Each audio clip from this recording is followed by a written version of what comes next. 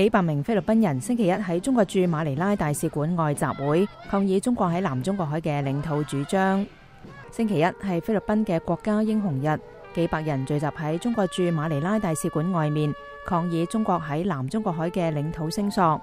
示威者高舉橫額，上邊寫住中國必須尊重菲律賓主權，仁愛礁屬於菲律賓，我哋嘅領土，我哋嘅石油。示威者高喊中國滾出去。The law of the sea says 200 nautical miles belong to the country. 抗議組織者羅伊達路易斯話，根據海洋法，200海里之內嘅海域屬於沿海國家，中國同菲律賓之間呢一片海域係佢哋噶，石油係佢哋嘅，天然氣亦都係佢哋噶，但係中國話呢啲都係屬於中國。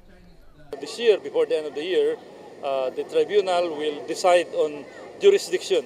菲律賓議員羅伊洛弗雷茲話，今年年底前，國際法庭將會決定是否受理佢哋提交嘅案件。如果國際法庭受理，就會裁定中國對南中國海是否擁有主權。中國宣稱擁有南中國海嘅90%，佢哋對此表示反對，其他國家亦都反對。參加抗議活動嘅有專業人士，亦都有學生，仲有民間同埋宗教組織嘅成員。